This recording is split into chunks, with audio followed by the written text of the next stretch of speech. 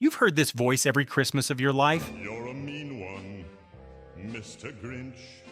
But the man who sang the Grinch's most famous song, his name never appeared on screen, and that green color that defines the character, it came from a rental car. For 50 years, you've watched how the Grinch stole Christmas without knowing the secrets hiding in plain sight. By the end of this video, you'll understand how a strange little TV cartoon from 1966 became the heartbeat of Christmas and then almost disappeared. Let's go back. Think about this for a second. In 1966, families gathered around one television. No streaming, no DVR, no second chances. If you missed a Christmas special, you waited an entire year to see it again.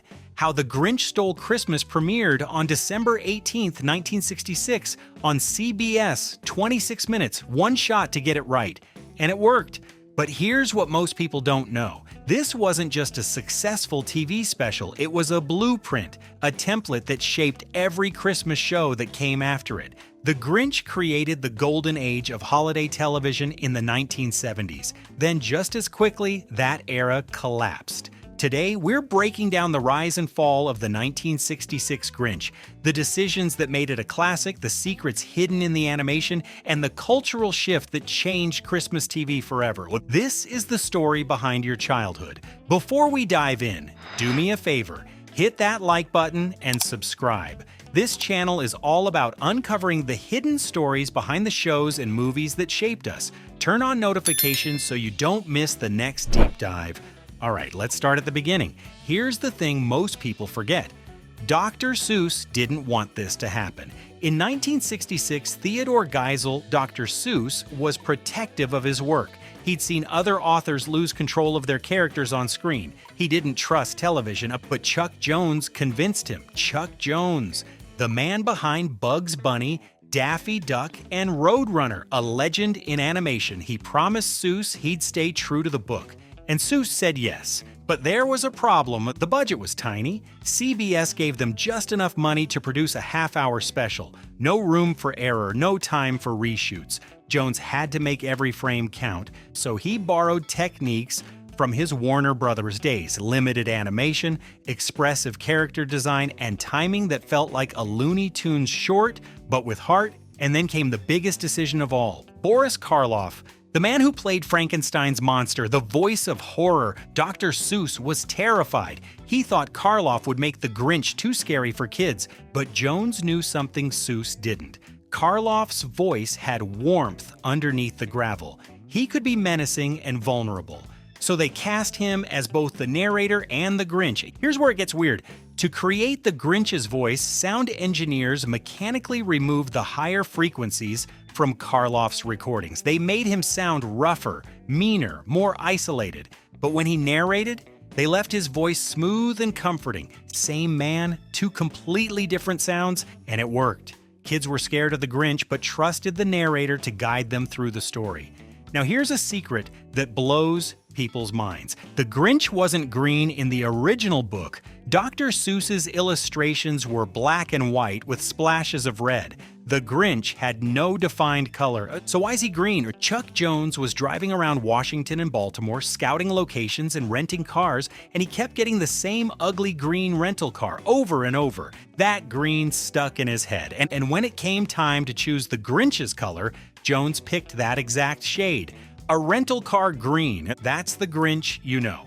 December 18th, 1966, 7 p.m. Families sat down together, kids on the floor, parents on the couch, and for 26 minutes the room went silent.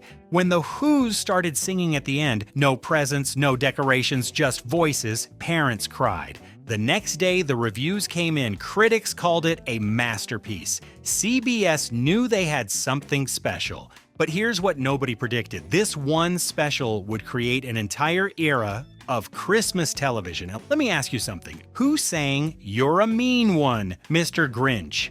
If you said Boris Karloff, you're wrong. It was Thurl Ravenscroft. Thurl was a voice actor and singer. He's the voice of Tony the Tiger. They're grit. He recorded "You're a Mean One, Mr. Grinch" for the special, and it became the most iconic song in the entire show. But his name didn't appear in the credits. Why? It was an oversight, a mistake. and by the time anyone realized it, the special had already aired. For years, people thought Karloff sang it. Letters poured in praising Karloff's singing voice. Karloff himself had to correct people. He'd say, "That wasn't me, that was Thurl Ravenscroft." But the damage was done. Thurl's contribution was invisible. It wasn't until later re-releases that his name finally appeared on screen. Think about that.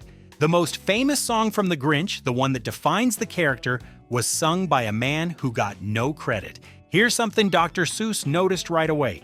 The animated Grinch didn't look like his drawings. Seuss's Grinch was rounder, softer, more cartoonish. But Chuck Jones's Grinch? Angular, sharp, expressive. Seuss joked that the Grinch looked more like Chuck Jones than the character he'd created. And he was right. Jones put himself into the character, the Grinch's sly grin, his exaggerated movements, his theatrical villainy. It all came from Jones's Looney Tunes sensibility. And that's why The Grinch feels different from other Dr. Seuss adaptations. It's not just Seuss, it's Seuss filtered through Chuck Jones. When you're a kid, The Grinch is a story about a mean guy who learns to love Christmas. But when you're an adult, it's about loneliness. The Grinch isn't evil, he's isolated. He's bitter because he's been left out. And when the Who's sing without their presents, without their decorations, without their stuff, the Grinch realizes something. Christmas isn't about things, it's about connection.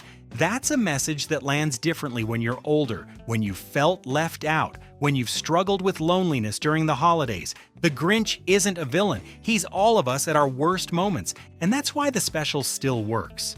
After The Grinch, everything changed. Networks realized that families would gather for appointment television during the holidays. They'd watch together, they'd come back year after year, so they started green-lighting more specials. Rankin/Base Productions led the charge. Rudolph the Red-Nosed Reindeer had already aired in 1964, but after The Grinch's success, Rankin Bass went into overdrive. Frosty the Snowman in 1969. Santa Claus is Coming to Town in 1970. The Year Without a Santa Claus in 1974. Rudolph's Shiny New Year in 1976. These weren't just TV shows, they were events. Families planned their nights around them. Kids counted down the days, and every single one of them followed the Grinch's formula. A simple moral story, memorable songs, and a runtime short enough to hold attention, but long enough to feel complete. The 1970s became the golden age of Christmas television, and it all started with a green grouch on a mountaintop. Here's what made it special. You couldn't watch these shows whenever you wanted. You had to wait. If you missed The Year Without a Santa Claus, you didn't see it until next December. That scarcity made it sacred. Families built traditions around it. Hot chocolate, pajamas, the whole family on the couch. It wasn't just entertainment, it was a ritual. And for kids growing up in the 60s and 70s, these specials were Christmas. But then something changed. Cable television arrived in the 1980s. Suddenly, you had dozens of channels, hundreds of options. The shared experience started to fracture. VHS tapes came next. Now you could record the specials, watch them whenever you wanted, rewind your favorite parts. That sounds like a good thing, and in some ways it was, but it killed the scarcity. When you can watch The Grinch any day in December, it stops being an event. It becomes background noise. Then came the remakes. In 2000, Ron Howard directed a live-action How the Grinch Stole Christmas starring Jim Carrey. It made $345 million at the box office, but it wasn't the same. It was louder, longer, more chaotic. It added backstory and subplots that the original never needed. Some people loved it, millennials especially. For them, Jim Carrey is the Grinch. But for the generation that grew up with the 1966 special, it felt wrong. Then in 2018, Illumination released an animated Grinch movie with Benedict Cumberbatch. Another hit, another reinterpretation, and with each new version, the 1966 original faded a little more into the background. Today, you can watch the 1966 Grinch anytime you want. It's on Peacock, it's on YouTube. It's everywhere, and that's the paradox. The special is more accessible than ever, but it's no longer the center of Christmas. Kids today grow up with Elf, Home Alone, and the Polar Express. The Grinch is just one option in an endless library. The ritual is gone. But here's the thing, even though the golden age of Christmas TV is over, the Grinch's influence is everywhere. Every Christmas special that focuses on the true meaning of the holiday, that's the Grinch. Every story about a grumpy outsider who learns to love, that's the Grinch. Every song that gets stuck in your head for weeks, that's "You're a mean one, Mr. Grinch."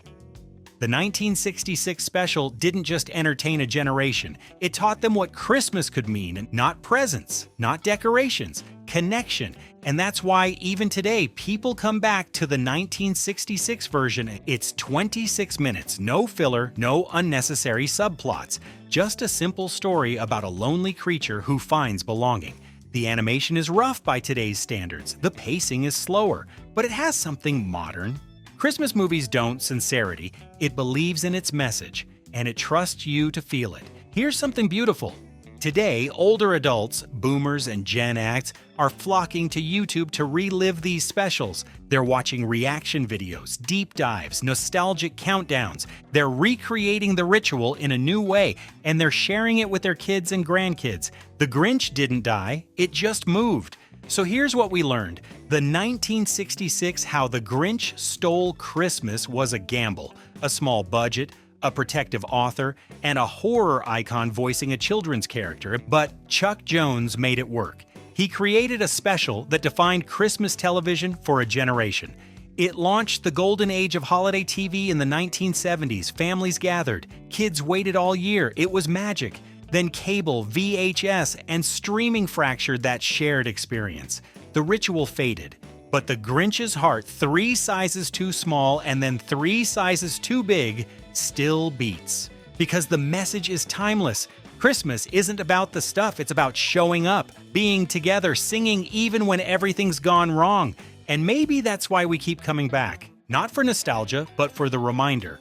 All right, here's my question for you. What's your definitive version of the Grinch? The 1966 cartoon? The 2000 Jim Carrey movie? The 2018 animated film? Drop a comment and tell me why. And if you want more deep dives into the Christmas specials that shaped your childhood, check out the video I'm putting on screen right now. We're going down the rabbit hole of 1970s holiday TV, and trust me, you'll remember things you forgot you loved. Hit that subscribe button, turn on notifications, and I'll see you in the next one. Thanks for watching.